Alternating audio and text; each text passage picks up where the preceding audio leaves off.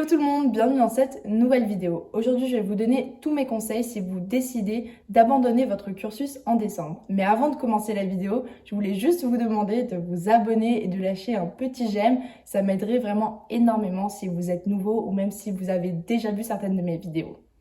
Bon, sans plus attendre, on va se lancer. Je vais vous donner tous mes conseils. C'est parti. Pour certains, décembre, ça va rimer avec partiel. Pour d'autres, ce sera soirée, fête, famille.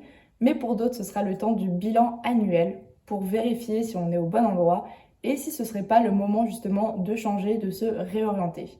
En décembre, il y a vraiment une énorme vague d'abandon. C'est vraiment le moment dans l'année où les gens décident de changer d'orientation. Voilà, c'est le moment, on va dire, des nouvelles résolutions. Alors aujourd'hui, je vais vraiment vous donner toutes mes petites astuces pour justement ne pas perdre de temps. Ce serait vraiment dommage. Mais si déjà je peux commencer par mon premier point, ce serait de penser vraiment à ce que vous voulez faire. Parce que ça sert à rien en fait d'arrêter votre cursus si derrière vous n'avez aucun plan.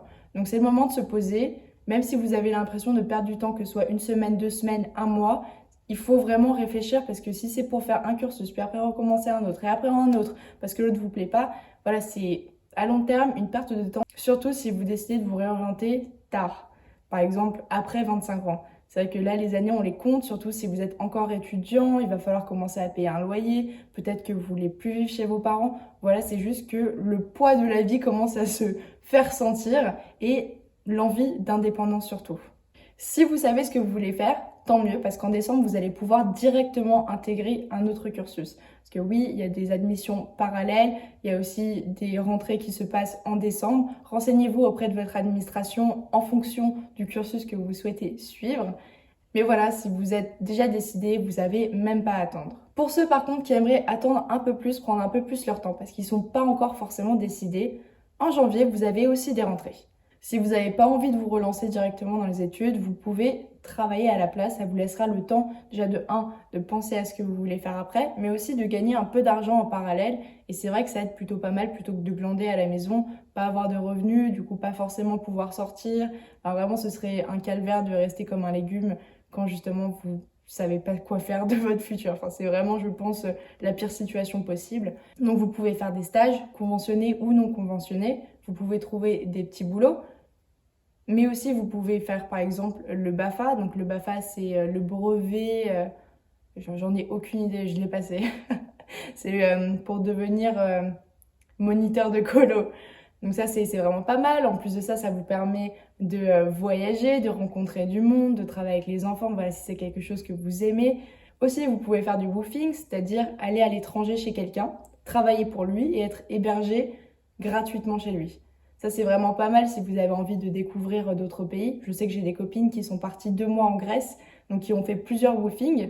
Donc elles ont commencé par s'occuper d'un potager et donc vivre chez la personne.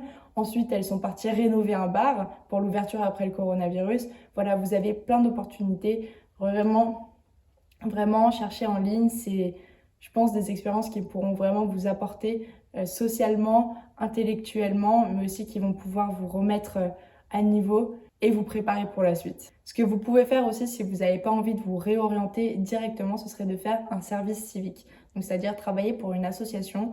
Donc ça, ce sera sur plusieurs mois, généralement c'est environ 10 mois. Et ça va vraiment vous ouvrir l'esprit.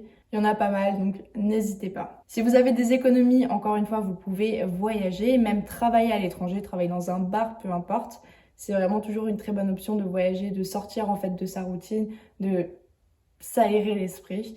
Mais en tout cas, pour finir cette vidéo, je voulais juste vous dire que tout va bien se passer. Prenez soin de vous, écoutez-vous et ne vous stressez surtout pas. C'est normal, c'est complètement normal de ne pas savoir ce qu'on veut faire. Et surtout, si vous n'êtes vraiment pas heureux dans ce que vous faites, dans vos études, n'hésitez pas à vraiment arrêter maintenant parce que c'est prendre le risque de s'enfermer dans quelque chose et derrière que ce soit beaucoup trop tard pour se réorienter.